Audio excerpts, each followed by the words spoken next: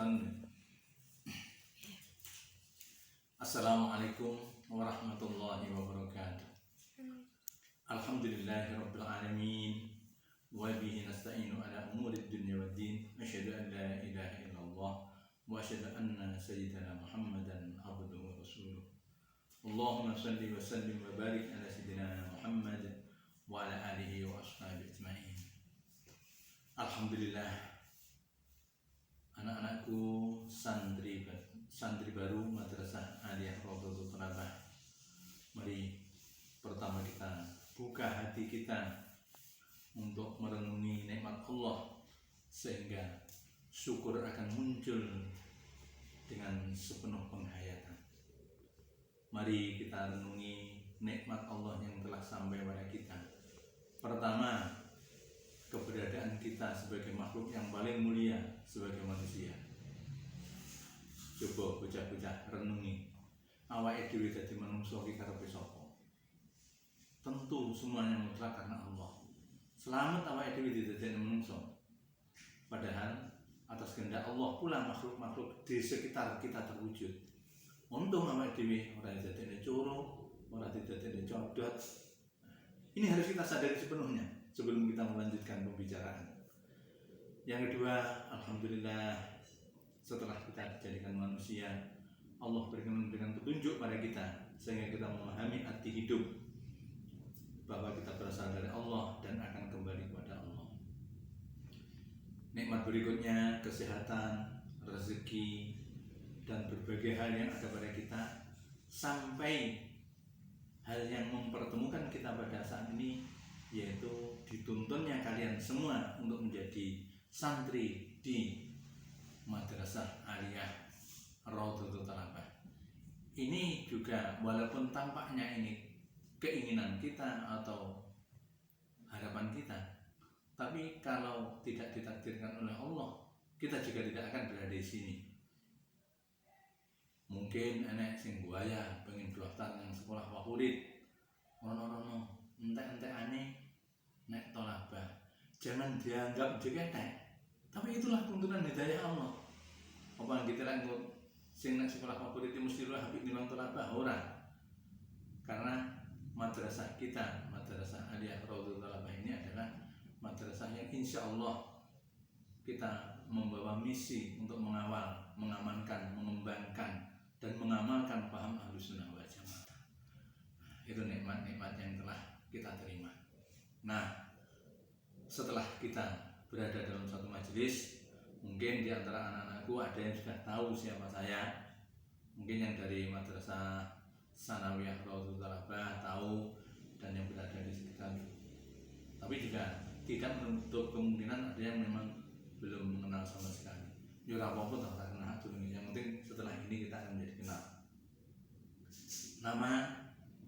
Nama saya adalah nama yang sangat populer.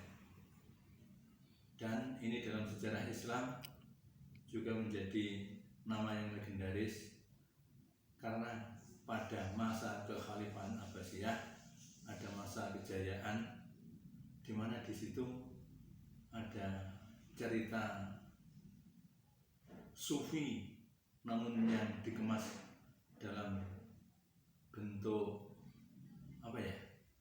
Ya bukan komedi, sing pokoknya model lucu ngono lho paling aneh, dengan tokoh sentranya yang bernama Abu Nawas. Dia berada dalam masa kekhalifahan Harun al-Rasyid, dan nama itulah yang ada pada saya. Alhamdulillah. Selanjutnya anak-anakku berada di Madrasah Aliyah Raudhatul Thalabah. Mari kita kukuhkan niate golek ilmu. Dinggo apa? Dinggo ibadah. Titik. Ojo ditambahi rono-rono. Nah, krana ibadah kuwi butuh berbagai fasilitas. Ketika niat kita sudah niat ibadah, insya Allah perburuan fasilitas ditata karo Gusti Allah. Lek niate golek ilmu kuwi tulus murni mung krana netepi perintah Gusti Allah, ngilangi kebodohan kangge golek pengetahuan supaya lakune bener, insya Allah engko laku sing bener akan diatur oleh Allah mulai dari ibadah kita, terus perjalanan hidup dalam bermasyarakat, berkeluarga, mencari nafkah akan muncul di situ. Mudah-mudahan Allah amin. Selanjutnya di Madrasah Aliyah Raudhatul Thalabah memang di sini sebagai media atau arena penggembengan kader-kader Islam yang berpaham Ahlus Sunnah wal Jamaah. Anak-anakku, sebenarnya Islam itu tidak ada embel apa-apa. Allah menyebutkannya. Ada 2 ayat dalam Al-Quran yang disebut A'udzubillahi minasyaitonirrajim, Inna dina indallahil Islam. Agama di sisi Allah hanyalah Islam. Selain Islam maka tidak akan diterima. Kemudian ayat yang lain menyebutkan A'udzubillahi minasyaitonirrajim, wa may yabtaghi ghairal islami dinan falan yuqbala minhu wa huwa fil akhirati minal khasirin. Barang siapa yang mencari agama selain Islam maka tidak akan diterima di sisi Allah Subhanahu wa taala dan di akhirat dia akan merugi. Nah, terus jane agama kuwi apa? Agama itu adalah petunjuk hidup dan mati. Nah, iptek ilmu pengetahuan dan teknologi itu pada umumnya adalah petunjuk hidup. Wong mati juga pinter kaya iptek. Nek wong mati ya mati, selesai. Tapi kalau agama adalah petunjuk ketika hidup, persiapan ketika mati. Nah, itu intinya. Nah, terus sejenak kita kembali pada diri kita. Kita adalah manusia. Ini kalau kakak-kakakmu yang sekarang sudah kelas 11, yang kelas 12 itu setiap ketemu itu di samping zikir, doa, pelajaran itu ada zel yang untuk istilahnya zel untuk pemantapan jati diri. Saya bertanya, anak-anak menjawab dengan tegas, yo lumrah zel. Pertanyaannya, siapa kita? Kakak-kakakmu akan menjawab manusia. Itu adalah jawaban yang paling universal tapi paling tinggi nilainya. Semua makhluk berjenis manusia jawaban itu akan setuju. Siapa kita? Manusia. Mungkin ada yang menjawab makhluk Allah, mungkin ada yang menjawab yang lain-lain lagi. Kalau dijawab makhluk Allah, kita belum spesial, belum khusus. Karena semua makhluk makhluk Allah. Ada yang malaikat, tapi juga ada setan, juga sama-sama makhluk Allah. Masa ada dewa atau setan? Tidak hanya itu, di jagat raya ini juga semua makhluk Allah. Seperti saya katakan tadi, enek codot, enek curug. Nah, kita hanya menyebut makhluk Allah, maka kita sama dengan masih sejajar dengan codot dan curug. Nah, siapa kita? Manusia. Nah, lantas pertanyaan berikutnya, siapa manusia? Kenapa ditanyakan? Ya, untuk memahami perbedaan. Mengapa kita kok mantap dengan jawaban manusia? Ada apa dengan manusia? Ketika pertanyaan pertama siapa kita, jawabannya manusia. Pertanyaan kedua, siapa manusia? Jawabannya makhluk berakal. Nah, akal inilah yang membedakan manusia dengan makhluk-makhluk yang lain. Kemudian pertanyaan ketiga, apa guna akal? Nah, ini wong menjawab. Tapi sebenarnya ada satu jawaban yang paling inti, yang paling mendasar adalah untuk menerima agama. Siapa kita? Manusia. Siapa manusia? Makhluk berakal. Apa guna akal? Untuk menerima agama. Kenapa agama? Karena agama itu petunjuk bagi manusia untuk hidup dan matinya. Kehidupan dunia paling piro awake dhewe iki. Sing iso bertahan 70 tahun iki ora pati akeh kok. Sing mati sak bare 70 ya akeh, tapi luwih akehnya sing meninggal sebelum usia 70. Nah, berarti seperti saya katakan tadi, setinggi apapun teknologi mati yuk bar. Tapi Allah menunjukkan kita pada kehidupan yang abadi namanya akhirat. Nah, di situ kehidupan kita yang sebenarnya tidak seberapa lama, tapi itu sangat menentukan apakah kita bisa abadi dalam kebahagiaan ataukah malah kita terjerumus dalam kesengsaraan abadi. Nah, itu tahunya dari agama. Nah, apa guna akal? Jawabannya untuk menerima agama. Petunjuk petunjuk Allah untuk mencapai kebahagiaan di kehidupan dunia dan akhirat. Nah, agama itu sesuatu yang tidak terjangkau oleh panca indera. Maka kita bisa menerima agama dari mana? Ya kita cari dari wahyu Allah.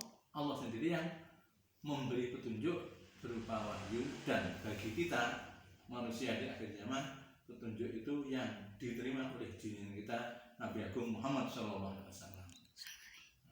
Nah, cuma saja ketika agama adalah informasi yang bersifat ghaib, tidak terjangkau oleh panca indera, maka kadang-kadang dikabulkan.